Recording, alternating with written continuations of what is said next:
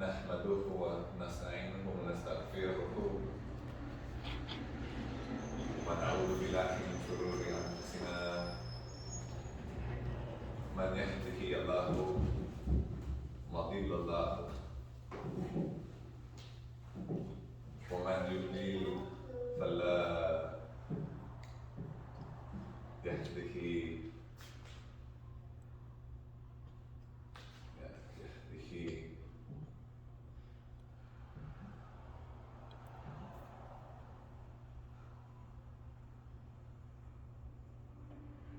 الله هدي الله. أشهد أن لا إله إلا الله وحده لا شريك له وأشهد أن محمدا عبده ورسوله سيدنا الحنين إمام المرسلين خير من خلقه.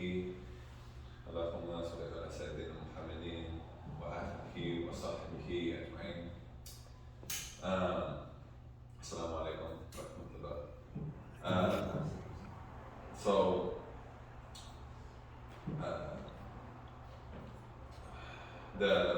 my intention for today is just to go do a quick kind of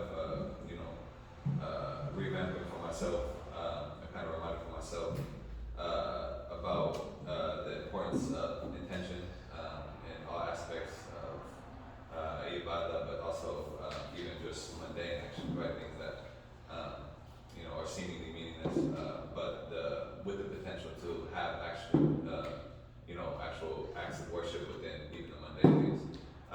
So what I found really profound is by Nawawi, who was a very profound scholar, within Islamic history. I mean, one of the premier and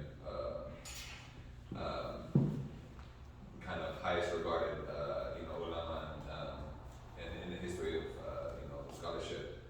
He compiled, which is pretty much the most common or most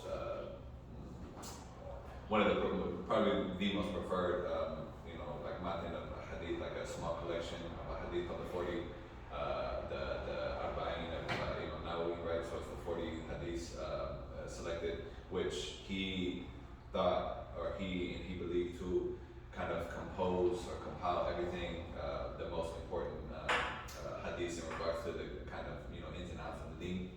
So the very first the very first hadith that he mentioned was one in Du, and it was on the subject of intention, right? So it's innamal amalu binniyati, right? So verily actions are by intention, and this is reported by Amir al-Mu'minin Umar radiallahu anhu, the second Khalifa after Abu Bakr radiallahu anhu as-Siddiq, and then after the Prophet sallallahu alaihi wasallam. And the hadith goes on further, but I just want to stop at that first line, right? Innamal a'malu binniyati, right? So verily, or absolutely, actions are by intention, right? Actions are by intention, right? Meaning actions are by what you intended for, right? The hadith goes on to pretty much so then it's in regards to an event that happened in the Sira of the Prophet when they had made hijrah. There was a Sahaba that in the midst of making hijrah, he was kind of known, or there was a kind of a rumor going around that the Sahaba made hijrah for a woman, right? Because he wanted to marry one of the the Ansariya, right? One of the female of the Ansar of the people from Yathrib, from Medina.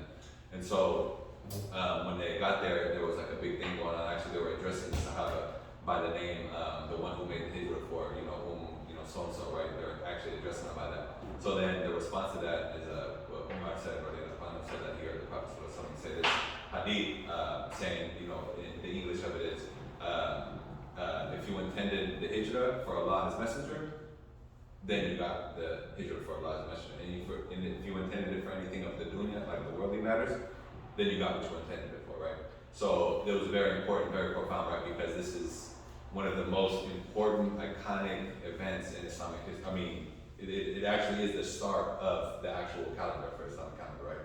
And it's a very big, the Prophet ﷺ had said this because the importance of niyat, right, of intention and everything is literally will make or break your worship, right? There's actually another hadith where, actually it's a hadith Qudsi, and I'm going to paraphrase, where the Prophet ﷺ, on the time of the Prophet ﷺ, Allah said that when it's an explanation of what minor shirk is, right? Because, you know, the Prophet ﷺ said that he does not fear for shirk for his ummah, but minor shirk, right? And minor shirk was explained to be associating partner, like the big one is riyah, right? Like showing up, doing things, acts of ibadah, like doing acts of worship, but then doing it for other reasons, right? Because other people watching, because you want people to think you're, you know, you're smart, or you want people to think you're pious or whatever.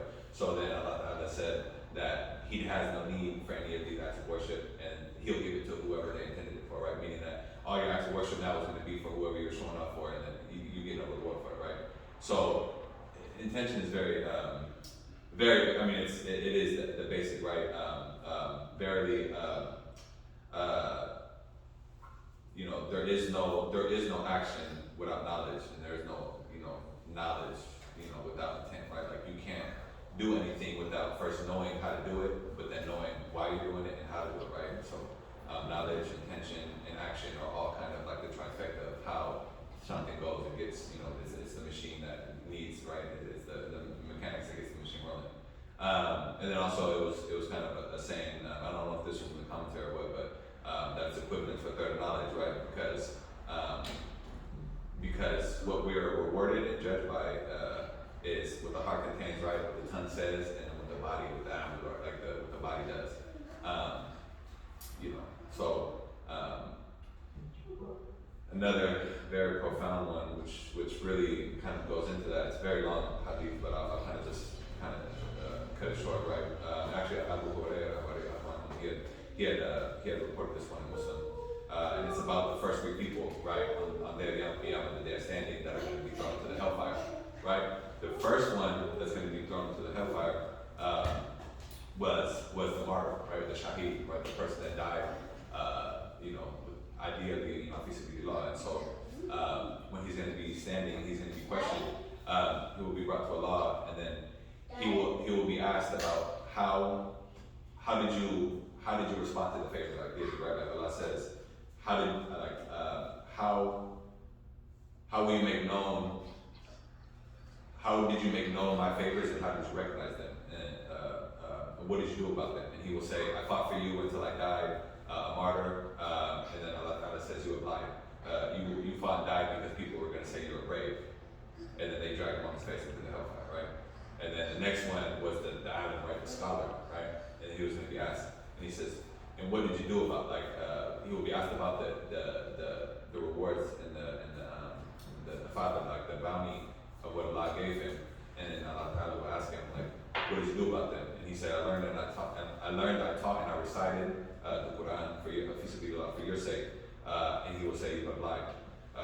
You know, you learn knowledge, so it might be said about you, he has learned. And you recited the Quran, that it might be said, he is a reciter, a qari, right? Like a qari'at. So it was said that he will be ordered and dragged along his face and cast into the hellfire. And the third one, being the one with wealth, like the rich man, the man who has wealth, who Allah made wealthy. And then he would be asked, what did you do about the favors, right? And he said, I left no path untrodden in which the money, would you like money to be spent without spending it, fisabilillah. Like I left, there's no way to spend money, fisabilillah, and something like charity or whatever that you don't like, that I didn't do. And he said, you lied, right? And he said, you spent, so people would say that you're open-handed, like people would say that you're generous, right? So then he'll be dragged along his face into the hellfire. And in a very profound statement, also, just to read this, that it was reported to the Salaf, but I'm not sure who, so it was said that if you see your sincerity as being sincere, then you got something to work on because you're not sincere. The one that's sincere is always questioning himself, how sincere, how can you be more sincere, or is it in fear of, like hypocrisy, right? And that's actually another thing too, that because like after the hijrah, when they got to Medina, like when there was no benefit in being a Muslim, right? In Mecca, like when they were in Mecca, it was just turmoil. It was just, you know, what is it? Strikes.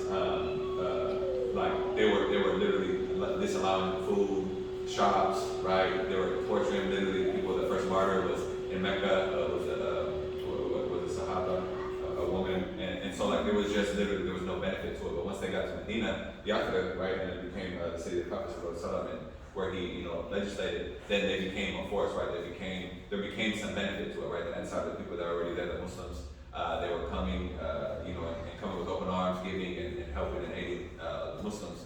And so with this came the first Nafiq, right? The first hypocrites.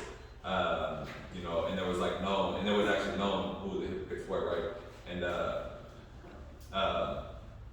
And so like I'm tying this along to this because one of the ways that they would say to describe like to check yourself for hypocrisy is that if you have absolutely no idea or no fear that if you have no fear that you're a hypocrite, then you're probably a hypocrite, right? Like if you don't actually have the idea of like checking yourself and kind of self-evaluation, saying like, man, like, am I doing this, or like, why? Like, if you're not constantly checking when you're doing something, reinstating your intentions, reevaluating like the purpose which we've been doing it for, then that contentment and that like, oh, hey, this is probably a sign of hypocrisy.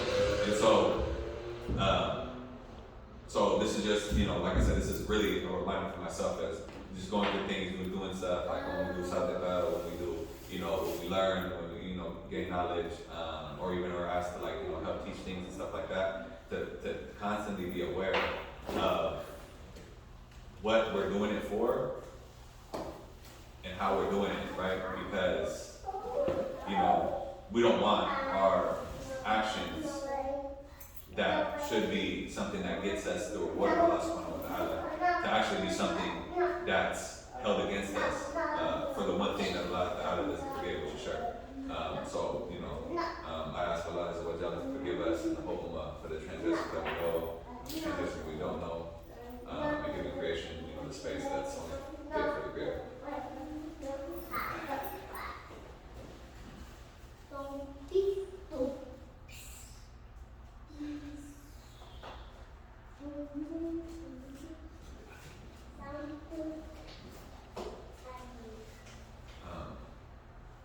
So on the positive one, one way that it's kind of been, told to me, and I find it to be very beneficial, and just kind of seeing the real life spectrum, just like seeing seeing the actual good actions that we're doing, whether we decided or we help teach, learn, things like that. Seeing actually it's a ni'mah, right? Like it's actually a blessing to even be able to, like, even the shahada itself is a blessing to be able to even be under the kalima, right? To even be under the shahada is an enormous blessing, because that's heaven and hell, right? Like that is everything, right? Because somebody that has no iman, somebody that doesn't have faith, automatically has no prerequisite to even get rewarded for the good that they do. Because Allah Ta'ala, He is the most just, right? So He does reward people even without faith in this world for doing good things, right? Like, we have these, these people, these kind of humanitarians, or these, these people that are going and doing all this stuff. But the niyat, right, the intention it's not there. It's not feasible, all right, to do good, to help humanity, to do all these things. But with that misplaced intention, then it just becomes reward that comes from this world, but they get no share of it thereafter, right? And so constantly understanding that even just being able to give sadaqah, like to give, the charity to do good, right? To help somebody, to educate, or try to give somebody some advice when they're kind of slipping a little bit. That's actually a blessing. It's an opportunity that Allah gives us to try to work our way to earn His mercy and to kind of correct maybe the many actions that we do today, right? And also to not be overly pleased, not to be super don't go enjoy about when you do good things. Always kind of look for ways that you can improve, and also look to even just understanding and thinking about the kind of monumental things. Imam Nawawi rahimahullah ta'ala, that I related the portion from his first hadith. He returned to Allah. I believe he was either 45 or like 48 or something with those, like he's 40. But he wrote so many numerous works, and not only that, like he is one of the most astounding scholars of history, but he only lived to be in his 40s, right? So, actions that have the strongest intentions always last the longest. So actually, Imam Malik, radiallahu anhu, he was told when he made the Muwatta, because the specific, like the very unique thing about Imam Malik, radiallahu anhu, was that he actually lived and taught his hadith collection for 40 years. Like his collection was made and was taught, right? Spread, disseminated, broken apart, reevaluated, re-edited and stuff like that, all the way through his lifetime for 40 years. And when he made this, right, Muwatta, which means like the stomped path, like the well-trodden path, like a path that's well-trodden. Some of the ulama in Medina were like all these different scholars are writing these hadith books, right? And they're calling them muwattas, they're writing all these muwattas. And he said, well, the one that has the best intention, the one that has that's actually a piece of Allah, that actually has the intention for earning Allah's pleasure and preserving the message. So that's what's going to last. And as we see, it's the only one that lasts, right? So it's the intention behind anything that is what it is, right? And tasqiyah, tasawwuf, these kind of spiritual, this kind of just removing of these bad characteristics, as the Imam was talking about last week, right? Just removing these bad characteristics that we see in ourselves in constant self-evaluation. This is how we clean it up, right? You clean up shop, right? It's flowing water, right? Water that's constantly moving is the one that's ideal, right? The one that purifies. The stagnant stuff that just sits there and continues being how it is, that's the one that gets the mold and the bacteria buildup, right? So that's the weight of it, man. A third of all actions, right? A third of all your ibadah, right? Intention. So, astaghfirullah al-azim, la ilaha illa huwa hayyul qayyum, wa natubu alayhi, right? Ask Allah for forgiveness, right? There's no God but Allah, the one, the living, sustenance, and to Him we turn.